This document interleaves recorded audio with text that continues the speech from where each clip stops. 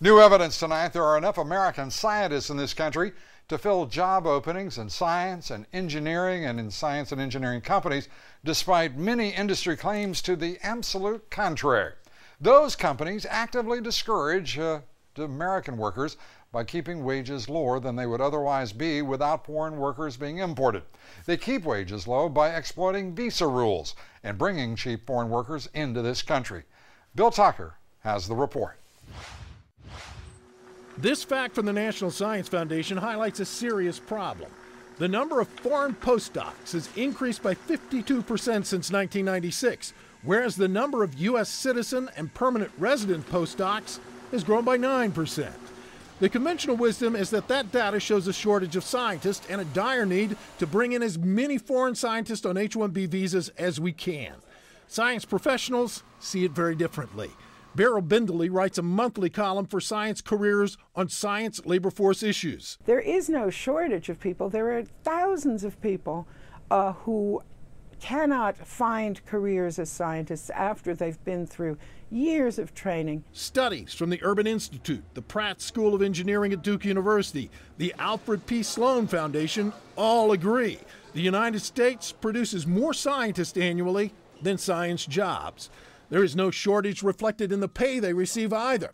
Ellis Research Services, which has been doing wage studies in the science and engineering fields for 20 years, has consistently found pay for scientists to be in line with or lower than the average for all fields. There's no premium to these careers, and at the same time what's happened is that there's been an increase in the risk to those workers, right? As employers cut, for example, benefits, as employers start to look to move work overseas, and a lot of science positions are vulnerable to being moved overseas. In other words, there's a disincentive for choosing a career in science. The first thing the Obama people should do is take a hard look, ignore the PR, and take a hard look at what's really going on in terms of wages and job opportunities in science today. There are winners, just not the scientist. A typical postdoc in their early 30s, after years of school, earning a PhD, will earn about $35,000, maybe $40,000 a year in a research position. Helping keep those wages low, the fact that research institutions have unlimited access to H-1B visas, and according to Ron Hira, some 60% of postdocs are foreign students, Lou, here on guest worker visas. Okay, I'm not sure I quite understand this. You're telling us that a person with a doctorate in this country, at roughly 30 years of age, late 30s, early Right. 30s, I mean late 20s, early 30s, is making just about the same as the median household income in this country? They're making about $35,000 or $40,000 a year after all of those years of schooling, That's which incredible. is below what a bachelor So let me ask a of arts will question. make. Why would it not occur to geniuses like Bill Gates, who's had the temerity to stand in front of Congress and demand an infinite number of H-1B visas, why would it not occur to such a genius as Bill Gates and others in corporate America and in academia to perhaps offer greater pay for higher education in corporate America?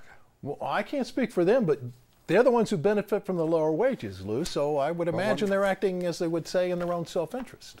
A horrible construction of self-interest, denying an incentive for people to move into those jobs and give them a living wage. Outrageous. And I really would love to hear from the Chamber of Commerce, the U.S. Chamber of Commerce, the Business Roundtable. We would invite you to come here and demonstrate to us the error of our ways, because you've been among those Chamber of Commerce, Business Roundtable. And Bill Gates, I want to invite you too, Bill, because you and I have known each other a long time. You know I'm a straight shooter, and I know that you can be when you wrestle to the ground. So why don't you come here and we'll talk about what's really going on and how the American interest in American middle-class workers can best be served. Because it looks like, frankly, folks, you're doing the nation a great disservice by distorting what is happening in this country for higher education graduates, particularly postdocs in corporate America.